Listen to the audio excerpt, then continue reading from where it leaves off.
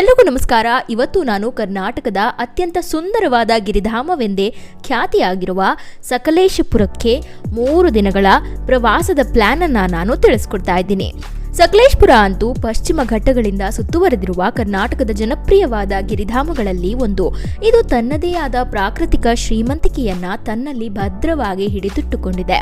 ಇಲ್ಲಂತೂ ನಾವು ದಟ್ಟವಾದ ಕಾಡುಗಳು, ಐತಿಹಾಸಿಕ ದೇವಾಲಯಗಳು, ಭವ್ಯವಾದ ಹಳೆಯ ಕೋಟೆಗಳು, ಎತ್ತರದ ಪರ್ವತ ಶಿಖರಗಳನ್ನು ಕಾಣಬಹುದು. ಹಾಗೆ ಆಕರ್ಷಕ ಜಲಪಾತಗಳನ್ನು ಕೂಡ ನೀವಿಲ್ಲಿ ಕಣ್ತುಂಬಿಸ್ಕೊಳ್ಬಹುದು.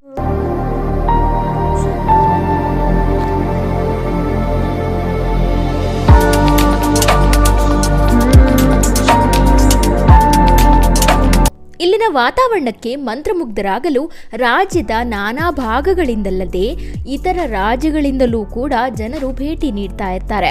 ಪ್ರಾಚೀನ ಕೋಟೆಗಳಿಂದ ಹಿಡಿದು ಜಲಪಾತಗಳನ್ನ ನೀವು ಒಂದೇ ಗಿರಿಧಾಮದಲ್ಲಿ ಕಣ್ತುಂಬಿಸ್ಕೊಳ್ಬಹುದು. ಹಾಗೆ ಇದು ಪಶ್ಚಿಮ ಘಟ್ಟಗಳಲ್ಲಿ ನೆಲೆಸಿರೋದ್ರಿಂದ ಚಹಾ, ಕಾಫಿ ಮತ್ತು ವಿಶಾಲವಾದ ಮಸಾಲೆ ತೋಟಗಳಿಂದ ಆವೃತವಾಗಿದೆ. ಸಕಲೇಶಪುರದಲ್ಲಂತೂ ಸಾಕಷ್ಟು ಪ್ರೇಕ್ಷಣೀಯ ಸ್ಥಳಗಳೇ ಇವೆ. ಆದರೆ ಇವತ್ತು ನಾನು 3 ದಿನಗಳಲ್ಲಿ 12 ಜಾಗಗಳನ್ನ ಹೇಗೆ ಕವರ್ ಮಾಡಬಹುದು ಅಂತ ತಿಳಿಸ್ಕೊಡ್ತಾ ಇದ್ದೀನಿ. ಹಾಗಿದ್ರೆ ಇನ್ನೇಕೆ ತಡ, ಬನ್ನಿ ಶುರು ಮಾಡೋಣ. ಸಕಲೇಶಪುರಕ್ಕೆ ಬೆಂಗಳೂರಿಂದ 220 ಕಿಲೋಮೀಟರ್ಸ್ ಆಗುತ್ತೆ. ಹಾಗೆ ನಾನು ಇನ್ನೊಂದು ಹೇಳೋದು ಮರ್ತೆ ನಿಮಗೆ, ಈ ವಿಡಿಯೋದಲ್ಲಿ ನಾನು ಬಜೆಟ್ ರೂಮ್ಗಳ ಬಗ್ಗೆ ತಿಳಿಸ್ಕೊಡ್ತೀನಿ. ಹಾಗೆ ಬೈಕ್ ರೆಂಟಲ್ಸ್ ಬಗ್ಗೆ ತಿಳ್ಕೊಳ್ಳೋಣ. ಹಾಗೆ ಇಲ್ಲಿಗೆ ಹೋಗ್ಲಿಕ್ಕೆ ಪಬ್ಲಿಕ್ ಟ್ರಾನ್ಸ್ಪೋರ್ಟೇಷನ್ ಬಗ್ಗೆ ತಿಳಿಸ್ಕೊಡ್ತೀನಿ. ಮತ್ತು ಇಲ್ಲಿಗೆ ಹೋದಾಗ ಊಟ ತಿಂಡಿ ಮಾಡಲಿಕ್ಕೆ ರೆಸ್ಟೋರೆಂಟ್ಸ್ ಬಗ್ಗೆ ತಿಳಿಸ್ಕೊಡ್ತೀನಿ. ಹಾಗೆ 3 ದಿನಗಳಲ್ಲಿ 12 ಜಾಗಗಳಿಗೆ ಹೇಗೆ ವಿಸಿಟ್ ಮಾಡಬಹುದು, ಹಾಗೆ ಈ 12 ಜಾಗಗಳ ಇಂಪಾರ್ಟೆನ್ಸ್ ಅನ್ನು ಕೂಡ ನಾನು ಈ ವಿಡಿಯೋದಲ್ಲಿ ಕವರ್ ಮಾಡ್ತೀನಿ. ಮತ್ತು ಬೆಸ್ಟ್ ಟೈಮ್ ಯಾವುದಪ್ಪ ಅಂತ ಕೂಡ ನಾನು ಈ ವಿಡಿಯೋದಲ್ಲಿ ಕವರ್ ಮಾಡ್ತಾ ಇದ್ದೀನಿ. ಹಾಗಾಗಿ ಈ ವಿಡಿಯೋ ನಿಮಗೆ ತುಂಬಾನೇ ಹೆಲ್ಪ್ಫುಲ್ ಆಗಲಿದೆ. ಸಹಾಯ ಆದಲ್ಲಿ ನಿಮ್ಮ ಫ್ರೆಂಡ್ಸ್ ಅಂಡ್ ಫ್ಯಾಮಿಲಿಗೆ ಶೇರ್ ಮಾಡಿ. ಹಾಗೆ ನಮ್ಮ ಚಾನಲ್ಗೆ ಸಬ್ಸ್ಕ್ರೈಬ್ ಆಗಲಿಕ್ಕೆ ಮಿಸ್ ಮಾಡಬೇಡಿ. ಸಕಲೇಶಪುರಕ್ಕೆ ನೀವು ನಿಮ್ಮ ಓನ್ ವೆಹಿಕಲ್ಸ್ ಮೂಲಕ ಆರಾಮಾಗಿ ರೀಚ್ ಆಗಬಹುದು. ಅಥವಾ ನೀವು ಪಬ್ಲಿಕ್ ಟ್ರಾನ್ಸ್ಪೋರ್ಟೇಷನ್ ಅನ್ನು ನೋಡ್ತಾ ಇದ್ದೀರಾ ಅಂದರೆ ನೀವು ಪ್ರೈವೇಟ್ ಆಗಿ ಬಸ್ಗಳನ್ನು ಬುಕ್ ಮಾಡಿಕೊಂಡು ಇಲ್ಲಿಗೆ ರೀಚ್ ಆಗಬಹುದು. ಅಥವಾ ನೀವು ಟ್ರೈನ್ಗಳನ್ನು ಬುಕ್ ಮಾಡ್ಕೋಬಹುದು. ನಿಮಗೇನಾದರೂ ವೆಸ್ಟರ್ಡಾಮ್ ಟ್ರೈನ್ಸ್ ಬೇಕು ಅಂದರೆ ಅದನ್ನು ಕೂಡ ನೀವು ಬುಕ್ ಮಾಡ್ಕೊಳ್ಬಹುದು. ಈ ಟ್ರೈನ್ಗಳಂತೂ ತುಂಬಾ ಚೆನ್ನಾಗಿರುತ್ತೆ. ನಿಮಗೆ ನೇಚರ್ ಬ್ಯೂಟಿನ ಎಂಜಾಯ್ ಮಾಡಬೇಕು ಅಂತ ಏನಾದರೂ ಆಸೆ ಇದ್ದರೆ ಟ್ರೈನ್ನಲ್ಲಿ ಕೂತ್ಕೊಂಡು ನೀವು ಇದಕ್ಕಂತೂ ಪ್ಲ್ಯಾನ್ ಮಾಡಲೇಬೇಕು. ವೆಸ್ಟರ್ಡಾಮ್ ಟ್ರೈನ್ಸನ್ನು ನೀವು ಬುಕ್ ಮಾಡ್ಕೊಳ್ಬೇಕು ಅಂದರೆ IRCTC ವೆಬ್ಸೈಟಿಗೆ ಹೋಗಿ ಬುಕ್ ಮಾಡ್ಕೊಳ್ಬೇಕಾಗತ್ತೆ. ಅಲ್ಲಿಗೆ ಹೋದ್ಮೇಲೆ ನಿಮಗೆ ಆಪ್ಷನ್ಸ್ ಕಾಣ್ತಾ ಹೋಗುತ್ತೆ. ನೀವು ಅದೇ ಆರ್ಡರ್ ವೈಸಲ್ಲಿ ನೀವು ಫಿಲಪ್ ಮಾಡ್ತಾ ಹೋಗಬಹುದು. ನಿಮಗೆ ಯಾವತ್ತಿಗೆ ಬೇಕು, ಯಾವತ್ತಿಗೆ ನೀವು ಅಲ್ಲಿಂದ ಬಿಡ್ತೀರಾ, ಇದನ್ನೆಲ್ಲ ಡೀಟೇಲ್ಸ್ ಅದೇ ಕೇಳ್ತಾ ಹೋಗುತ್ತೆ ವೆಬ್ಸೈಟಲ್ಲಿ. ನೀವು ಅದನ್ನೆಲ್ಲ ಫಿಲ್ ಮಾಡ್ತಾ ಹೋಗಬೇಕು ಅಷ್ಟೇ.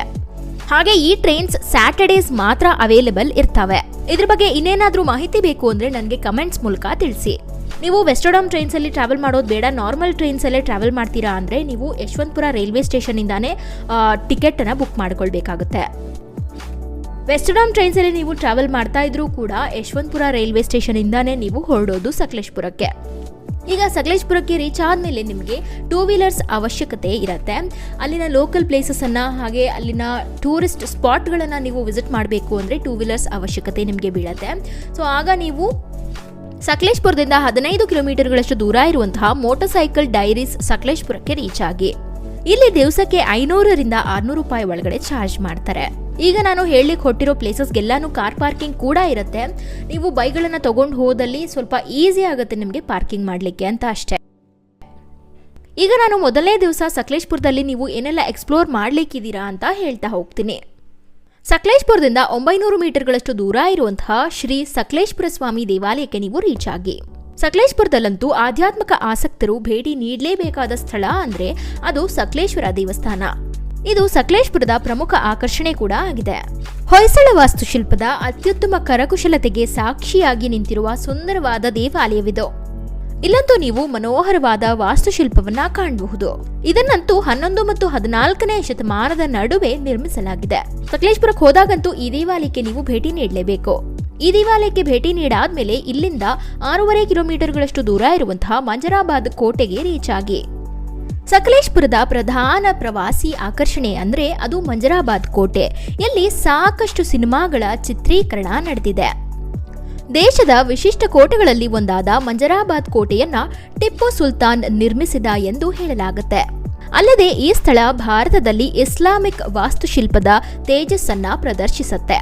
ಈ ವಿಸ್ತಾರವಾದ ಮತ್ತು ಬಹು ಸುಂದರವಾದ ಕೋಟೆಯನ್ನ ನೋಡಲು ಸಾಕಷ್ಟು ಪ್ರವಾಸಿಗರು ಬರ್ತಾನೆ ಇರ್ತಾರೆ. ಸಕಲೇಶಪುರ ಅಂದ ತಕ್ಷಣನೇ ತಟ್ ಅಂತ ನಮಗೆ ನೆನಪಾಗೋದೇ ಈ ಮಂಜರಾಬಾದ್ ಕೋಟೆ. ಆದ್ರಿಂದ ನೀವು ಸಕಲೇಶಪುರಕ್ಕೆ ಭೇಟಿ ನೀಡಿದಾಗ ಈ ಕೋಟೆಗೂ ಕೂಡ ಭೇಟಿ ನೀಡಲಿಕ್ಕೆ ಮಿಸ್ ಮಾಡಲೇಬಾರದು. ಈ ಸ್ಥಳಕ್ಕೆ ಭೇಟಿ ನೀಡಾದ್ಮೇಲೆ ಇಲ್ಲಿಂದ 9 ಕಿಲೋಮೀಟರ್ಗಳಷ್ಟು ದೂರ ಇರುವಂತಹ ಮಂಜೇಹಳ್ಳಿ ಜಲಪಾತಕ್ಕೆ ರೀಚ್ ಆಗಿ. ಸಕಲೇಶಪುರದಲ್ಲಂತೂ ಜಲಪಾತದ ಸೌಂದರ್ಯವನ್ನ ನೀವು ಕಣ್ತುಂಬಿಸ್ಕೊಳ್ಬೇಕು ಅಂದ್ರೆ ಮಂಜೇಹಳ್ಳಿ ಜಲಪಾತಕ್ಕೆ ನೀವು ಭೇಟಿ ನೀಡಲೇಬೇಕು.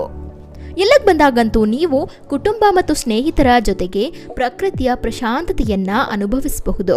ಇಲ್ಲಿನ ಸ್ಥಳೀಯರು ಈ ಜಲಪಾತವನ್ನ ಅಬ್ಬಿ ಜಲಪಾತ ಎಂದು ಕೂಡ ಕರೀತಾರೆ.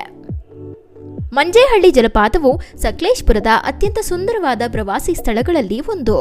ಜಲಪಾತದ ಸೌಂದರ್ಯ ಮಳೆಗಾಲದಲ್ಲಿ ದುಪ್ಪಟ್ಟಾಗತ್ತೆ. ಆದ್ರೆ ನಾವು ಮಳೆಗಾಲದಲ್ಲಿ ಟ್ರಾವೆಲಿಂಗ್ ಮಾಡೋದು ತುಂಬಾನೇ ಕೆಟ್ಟದ್ದು. ಮಳೆಗಾಲದಲ್ಲಂತೂ ನೀವು ಜಲಪಾತದ ಹತ್ರ ಕೂಡ ಹೋಗಬೇಡಿ. ಯಾಕಂದ್ರೆ ವಾಟರ್ ಫ್ಲೋ ಯಾವಾಗ ಜಾಸ್ತಿ ಇರುತ್ತೆ ಯಾವಾಗ ಕಡಿಮೆ ಆಗುತ್ತೆ ಅಂತ ಹೇಳಲಿಕ್ಕೆ ಬರೋದಿಲ್ಲ. ನಮ್ಮ ಪ್ರಕೃತಿ ಎಷ್ಟು ಸುಂದರವೋ ಅಷ್ಟೇ ಭಯಾನಕ ಮತ್ತು ಅಪಾಯಕಾರಿ ಕೂಡ ಹೌದು. ಆದ್ರಿಂದ ನೀವು ಆದಷ್ಟು ಕ್ಲೈಮೇಟ್ ಅನ್ನ ಚೆಕ್ ಮಾಡಿಕೊಂಡು ಹೋಗಿ. ಅಲ್ಲಿ ಮಳೆ ಜಾಸ್ತಿ ಇದ್ರೆ ಇಲ್ಲಿಗೆ ವಿಸಿಟ್ ಮಾಡಲಿಕ್ಕೆ ಹೋಗಬೇಡಿ. ಆದಷ್ಟು ನೀವು ಮಳೆಗಾಲ ನಿಂತ ಮೇಲೆ ಈ ಜಲಪಾತಗಳಿಗೆ ವಿಸಿಟ್ ಮಾಡಿ.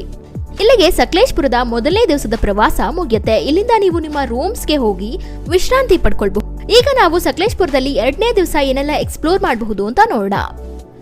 2ನೇ ದಿವಸ ಬೆಳಗ್ಗೆ ನೀವು ಸಕಲೇಶಪುರದಿಂದ 47 ಕಿಲೋಮೀಟರ್ಗಳಷ್ಟು ದೂರ ಇರುವಂತಹ ಬಿಸ್ಲೆ ಘಾಟ್ಗೆ ರೀಚ್ ಆಗಿ. ನವವಧುವಿನಂತೆ ಕಂಗೊಳಿಸುವ ಪ್ರಕೃತಿಯ ಸೌಂದರ್ಯವನ್ನ ಕಣ್ತುಂಬಿಸ್ಕೊಳ್ಬೇಕು ಅಂದ್ರೆ ನೀವು ಬಿಸ್ಲೆ ವ್ಯೂ ಪಾಯಿಂಟ್ಗೆ ಹೋಗಲೇಬೇಕು. ಇದು ಪಶ್ಚಿಮ ಘಟ್ಟಗಳ ಮೋಡಿ ಮಾಡುವ ಮತ್ತು ಮಂತ್ರಮುಗ್ಧರನ್ನಾಗಿಸುವ ಸೊಬಗನ್ನ ಹೊಂದಿದೆ.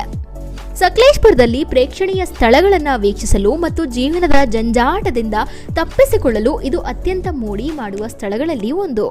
ಹಾಗಾಗಿ ನೀವು ಸಕಲೇಶಪುರಕ್ಕೆ ಬಂದಾಗ ಬಿಸ್ಲೆ ಘಾಟನ್ನ ನೋಡ್ಲಿಕ್ಕೆ ಮಿಸ್ ಮಾಡಬಾರ್ದು. ಇದಾದ್ಮೇಲೆ ಇಲ್ಲಿಂದ 7 ಕಿಲೋಮೀಟರ್ಗಳಷ್ಟು ದೂರ ಇರುವಂತಹ ಪಾಟ್ಲಾ ಬೆಟ್ಟಕ್ಕೆ ನೀವು ರೀಚ್ ಆಗಿ. ಏನೇ ಆದ್ರೂ ಮಳೆಗಾಲದಲ್ಲಂತೂ ಯಾವುದೇ ಜಲಪಾತಗಳಿಗೆ ಹಾಗೆ ಬೆಟ್ಟದ ತುದಿಗಳಿಗೆ ಪ್ರವೇಶವನ್ನ ನಿಷೇಧಿಸಲಾಗುತ್ತೆ. ಆದ್ರಿಂದ ನೀವು ಮಳೆಗಾಲದಲ್ಲಿ ಯಾವುದೇ ಸ್ಥಳಕ್ಕೆ ಹೋಗೋಕ್ಕೂ ಮುಂಚೆ ಅಲ್ಲಿನ ಕ್ಲೈಮೇಟ್ ಅನ್ನ ಮೊದಲನೇದಾಗಿ ಚೆಕ್ ಮಾಡ್ಕೊಳ್ಬೇಕಾಗುತ್ತೆ. ಹಾಗೆ ಮಳೆಗಾಲದಲ್ಲಿ ಟ್ರಾವೆಲ್ ಮಾಡೋದು ಕೂಡ ಸೇಫ್ ಅಲ್ವೇ ಅಲ್ಲ. ಮಳೆಗಾಲದಲ್ಲಂತೂ ಈ ಜಾಗವನ್ನ ಸಂಪೂರ್ಣವಾಗಿ ನಿಷೇಧಿಸಲಾಗುತ್ತೆ. ಆದ್ರಿಂದ ನೀವು ಮಳೆಗಾಲದಲ್ಲಿ ಇಲ್ಲಿಗೆ ಭೇಟಿ ನೀಡಬೇಡಿ.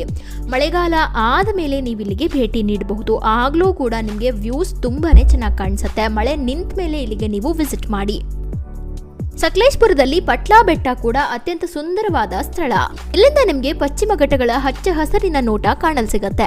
ಈ ಬೆಟ್ಟವನ್ನ ನೋಡಾದ್ಮೇಲೆ ಇಲ್ಲಿಂದ 20 ಕಿಲೋಮೀಟರ್ಗಳಷ್ಟು ದೂರ ಇರುವಂತಹ ಮಲ್ಲಳ್ಳಿ ಜಲಪಾತಕ್ಕೆ ರೀಚ್ ಆಗಿ. ಪುಷ್ಪಗಿರಿ ಬೆಟ್ಟಗಳ ತಪ್ಪಲಿನಲ್ಲಿ ಮಲ್ಲಳ್ಳಿ ಜಲಪಾತವು 200 ಅಡಿಗಳಷ್ಟು ಎತ್ತರದಿಂದ 2 ಹಂತಗಳಲ್ಲಿ ಬೀಳೋದ್ರಿಂದ ಕುಮಾರಧಾರಾ ನದಿಯು ಸುಂದರವಾಗಿ ಹರಿಯುತ್ತೆ. ಈ ನದಿ ಕುಕ್ಕೆ ಸುಬ್ರಹ್ಮಣ್ಯದ ಮೂಲಕ ಹರಿಯುತ್ತೆ ಹಾಗೂ ಮಂಗಳೂರಲ್ಲಿ ಅರಬ್ಬಿ ಸಮುದ್ರದೊಂದಿಗೆ ಬೆರೆಯಲು ಮೊದಲು ಉಪ್ಪಿನಂಗಡಿಯಲ್ಲಿ ನೇತ್ರಾಣಿ ನದಿಯೊಂದಿಗೆ ಮಿಲನಗೊಳ್ಳುತ್ತೆ. ಕಡಿದಾದ ಕಣಿವೆಗಳು ಮತ್ತು ಸುತ್ತಲೂ ಹಚ್ಚ ಹಸಿರಿನ ಪರ್ವತಗಳು ಮಲ್ಲಳ್ಳಿ ಜಲಪಾತದ ಸೌಂದರ್ಯವನ್ನ ಹೆಚ್ಚಿಸುತ್ತೆ. ಈ ಜಲಪಾತವನ್ನ ನೀವು ನೋಡ್ಲಿಕ್ಕಾಗಿ ಸ್ವಲ್ಪ ಟ್ರೆಕ್ಕಿಂಗ್ ಅನ್ನ ಮಾಡಬೇಕಾಗುತ್ತೆ. ಇಲ್ಲಿ ಮೆಟ್ಟಲುಗಳನ್ನ ನಿರ್ಮಿಸಿರೋದ್ರಿಂದ ನಿಮಗೆ ಟ್ರೆಕ್ಕಿಂಗ್ ಮಾಡ್ಲಿಕ್ಕೂ ಕೂಡ ಕಷ್ಟ ಆಗೋದಿಲ್ಲ. ಇದಂತೂ ನಮ್ಮ ಕಣ್ಣುಗಳಿಗೆ ಅತ್ಯಂತ ಸುಂದರವಾದ ವೀಕ್ಷಣೆ ಅಂತಾನೆ ಹೇಳ್ಬಹುದು. ಈಗ ಇಲ್ಲಿಂದ 9 ಕಿಲೋಮೀಟರ್ಗಳಷ್ಟು ದೂರ ಹೋದ್ರೆ ನಿಮ್ಗೆ ಕುಮಾರ ಪರ್ವತ ಸಿಗತ್ತೆ. ಈಗ ನೀವು ಇವಳೇನು ಕುಮಾರ ಪರ್ವತ ಅಂತ ಹೇಳ್ತಾ ಇದ್ದಾಳೆ, ಒಂದೇ ದಿವಸದಲ್ಲಿ ಇದನ್ನ ನೋಡ್ಲಿಕ್ಕೆ ಆಗುತ್ತಾ ಅಂತ ನೀವು ಯೋಚಿಸ್ತಾ ಇರಬಹುದು. ಹೌದು, ಕುಮಾರ ಪರ್ವತನ ಒಂದೇ ದಿವಸದಲ್ಲಿ ನೋಡ್ಲಿಕ್ಕೆ ಆಗೋದೇ ಇಲ್ಲ. ಇದಕ್ಕೆ ನೀವು ಬೆಳಗ್ಗೆನೆ ಬಿಡ್ಬೇಕಾಗತ್ತೆ. ನೀವು ಯಾವುದೇ ಸ್ಪಾಟಲ್ಲಿ ಇದ್ರೂ ಬೆಳಗ್ಗೆ ಬಿಟ್ಟರೆ ನೀವು ಸಂಜೆನೆ ವಾಪಸ್ ರಿಟರ್ನ್ ಆಗೋದು. ಆದರೂ ಕೂಡ ಇದು ಕೇವಲ 10 ಕಿಲೋಮೀಟರ್ಗಳಷ್ಟು ದೂರ ಇರೋದ್ರಿಂದ ಮಲ್ಲಳ್ಳಿ ಜಲಪಾತದಿಂದ ಇಲ್ಲಿಗೆ ಸುಮ್ಮನೆ ನೀವು ವಿಸಿಟ್ ಮಾಡಿ ಅಲ್ಲಿನ ಹೊರನೋಟವನ್ನು ಮಾತ್ರ ನೋಡಿ ವಾಪಸ್ ಬರಬಹುದು. ಅಥವಾ ನಿಮಗೆ ಟೈಮ್ ಇಲ್ಲ ಅಂತ ಆದರೆ ನೀವು ಮಲ್ಲಳ್ಳಿ ಫಾಲ್ಸ್ ಇಂದ ಡೈರೆಕ್ಟ್ ಆಗಿ ನಿಮ್ಮ ರೂಮ್ಸ್ಗೆ ಹೋಗಿ ವಿಸಿಟ್ ಮಾಡಬಹುದು. ಅಲ್ಲಿಗೆ ನಿಮ್ಮ ಸಕಲೇಶಪುರದ 2ನೇ ದಿವಸದ ಪ್ರವಾಸ ಕೂಡ ಮುಗಿಯುತ್ತೆ. ನೀವೇನಾದರೂ ಕುಮಾರ ಪರ್ವತಕ್ಕೆ ಟ್ರೆಕ್ಕಿಂಗ್ ಅನ್ನ ಪ್ಲಾನ್ ಮಾಡ್ತಾ ಇದ್ದೀರಾ ಅಂತ ಆದರೆ, ನಿಮಗೆ ಇನ್ಫಾರ್ಮೇಶನ್ ಬೇಕು ಅಂತ ಆದರೆ ನನಗೆ ಕಮೆಂಟ್ಸ್ ಮೂಲಕ ತಿಳಿಸಿ, ನಾನು ಅದ್ರ ಬಗ್ಗೆ ಒಂದು ವಿಡಿಯೋ ಮಾಡ್ತೀನಿ. ಈಗ ಸಕಲೇಶಪುರದಲ್ಲಿ 3ನೇ ದಿವಸ ಬೆಳಗ್ಗೆ ಸಕಲೇಶಪುರದಿಂದ 35 ಕಿಲೋಮೀಟರ್ಗಳಷ್ಟು ದೂರ ಇರುವಂತಹ ಶ್ರೀ ಬೆಟ್ಟದ ಭೈರವೇಶ್ವರ ದೇವಾಲಯಕ್ಕೆ ರೀಚ್ ಆಗಿ. ಈ ದೇವಾಲಯ ಅಂತೂ ಸುಮಾರು 600 ವರ್ಷಗಳಷ್ಟು ಹಳೆಯದಾದ್ದು ಅಂತ ಹೇಳಲಾಗುತ್ತೆ ಹಾಗೂ ಇದನ್ನ ಪಾಂಡವರು ತಮ್ಮ ವನವಾಸದ ಸಮಯದಲ್ಲಿ ನಿರ್ಮಿಸಿದ್ರು ಅಂತ ಕೂಡ ನಂಬಲಾಗುತ್ತೆ. ಬೆಟ್ಟದ ಭೈರವೇಶ್ವರ ದೇವಾಲಯ ಅಂತೂ ಕರ್ನಾಟಕದಲ್ಲಿ ಮಹತ್ವದ ಧಾರ್ಮಿಕ ಕ್ಷೇತ್ರವಾಗಿದೆ. ಶ್ರೀಮಂತ ಇತಿಹಾಸ, ಬೆರಗುಗೊಳಿಸುವ ವಾಸ್ತುಶಿಲ್ಪ ಮತ್ತು ಧಾರ್ಮಿಕ ಮಹತ್ವವನ್ನ ಹೊಂದಿರುವ ಈ ದೇವಾಲಯವು ಭಕ್ತರು ಮತ್ತು ಪ್ರವಾಸಿಗರನ್ನ ಸದಾಕಾಲ ತನ್ನತ್ತ ಸೆಳೆಯುತ್ತೆ. ಸುಂದರವಾದ ಪಶ್ಚಿಮ ಘಟ್ಟಗಳ ನಡುವೆ ನೆಲೆಸಿರುವ ಬೆಟ್ಟದ ಭೈರವೇಶ್ವರ ದೇವಸ್ಥಾನವು ಬೆಟ್ಟದ ಮೇಲೆ ನೆಲೆಸಿದ್ದು ಸುತ್ತಮುತ್ತಲಿನ ನೈಸರ್ಗಿಕ ಸೌಂದರ್ಯವನ್ನ ನಮ್ಮೆಲ್ಲರಿಗೂ ತೋರ್ಪಡಿಸುತ್ತೆ. ನಿಮ್ಮ ಬಳಿ ಏನಾದರೂ ಡ್ರೋನ್ ಇದ್ದಲ್ಲಿ ಇಲ್ಲಂತೂ ನೀವು ಒಂದು ಶೂಟ್ ಅನ್ನ ಮಾಡಲೇಬೇಕು. ಯಾಕಂದ್ರೆ ಇಲ್ಲಿ ನಿಮಗೆ ಅಷ್ಟು ಬ್ರೆತ್ ಟೇಕಿಂಗ್ ವ್ಯೂಸ್ ಕಾಣಲು ಸಿಗತ್ತೆ. ಒಟ್ಟಾರೆ ಈ ಸುಂದರವಾದ ದೇವಾಲಯಕ್ಕೆ ನೀವು ಸಕಲೇಶಪುರಕ್ಕೆ ಬಂದಾಗ ಭೇಟಿ ನೀಡಲೇಬೇಕು.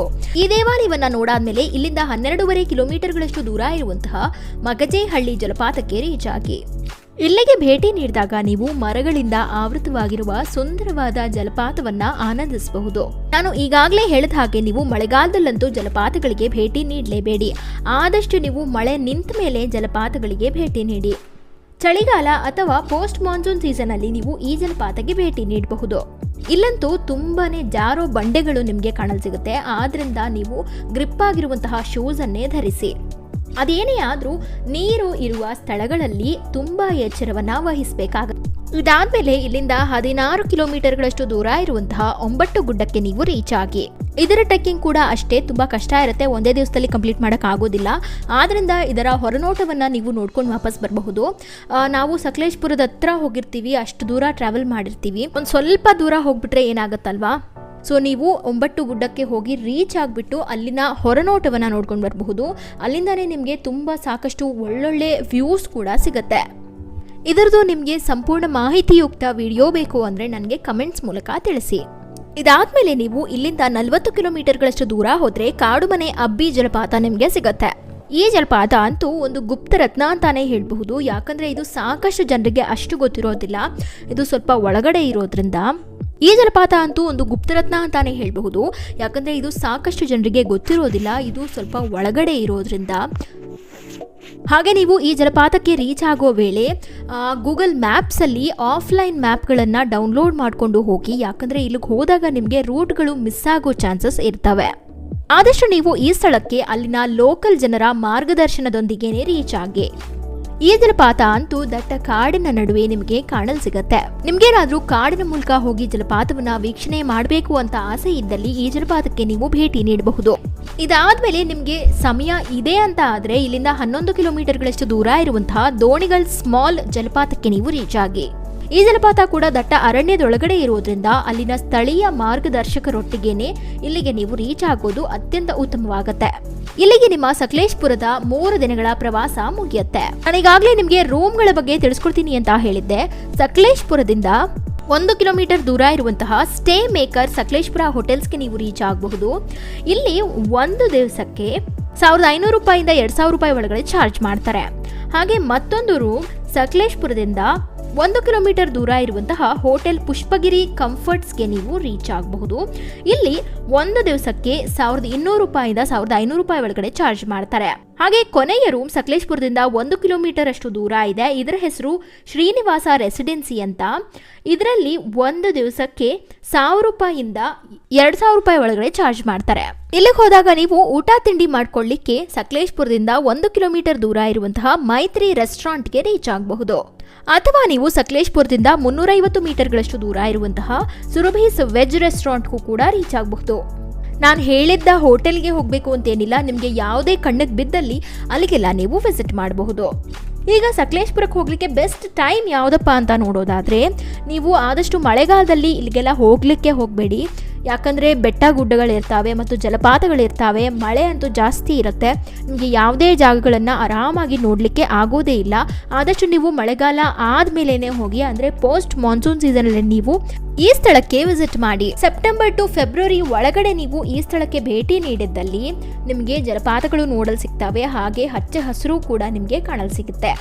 ಯಾವುದೇ ಸೀಸನ್ ಆದರೂ ಆ ಸ್ಥಳದ ಕಂಡೀಷನ್ ಅಥವಾ ಕ್ಲೈಮೇಟ್ ಅನ್ನ ಮೊದಲು ನೀವು ತಿಳ್ಕೊಂಡು ನಂತರನೇ ಪ್ಲಾನಿಂಗ್ ಮಾಡಿ. ಹಾಗೆ ಮತ್ತೊಂದೇನು ಅಂದರೆ ನೀವು ಗೂಗಲ್ ಮ್ಯಾಪ್ಸ್ ಮೂಲಕನೇ ನೀವು ಯಾವುದೇ ಸ್ಥಳದಲ್ಲಿದ್ದರೂ ಅಲ್ಲಿನ ಲೋಕಲ್ ಬಸ್ ಟೈಮಿಂಗ್ಸನ್ನು ತಿಳ್ಕೊಳ್ಬಹುದು. ಹಾಗೆ ಯಾವ ಬಸ್ ಸ್ಟಾಪಲ್ಲಿದ್ದೀರಾ, ಅಲ್ಲಿಂದ ಬಸ್ ಎಷ್ಟೊತ್ತಿಗೆ ಹೊರಡುತ್ತೆ, ಎಷ್ಟೊತ್ತಿಗೆ ಬರುತ್ತೆ ಅಂತೆಲ್ಲ ತಿಳ್ಕೊಳ್ಬಹುದು. ಇದನ್ನು ನಾನು ಒಂದು ವಿಡಿಯೋದಲ್ಲಿ ಕವರ್ ಮಾಡಿದ್ದೀನಿ. ಆ ವಿಡಿಯೋನ ಈ ವಿಡಿಯೋದ ಡಿಸ್ಕ್ರಿಪ್ಷನ್ ಬಾಕ್ಸಲ್ಲಿ ಕೊಟ್ಟಿರ್ತೀನಿ. ಅದನ್ನು ಚೆಕ್ ಮಾಡಲಿಕ್ಕೆ ಮಿಸ್ ಮಾಡಬೇಡಿ. ಯಾಕಂದರೆ ನೀವು ಟ್ರಾವೆಲ್ ಮಾಡುವಾಗ ಬಸ್ ಟೈಮಿಂಗ್ಸ್ ತುಂಬಾ ಇಂಪಾರ್ಟೆಂಟ್ ಆಗುತ್ತೆ, ನೀವೇನಾದರೂ ಪಬ್ಲಿಕ್ ಟ್ರಾನ್ಸ್ಪೋರ್ಟೇಷನನ್ನು ಯೂಸ್ ಮಾಡ್ತಾ ಇದ್ರೆ.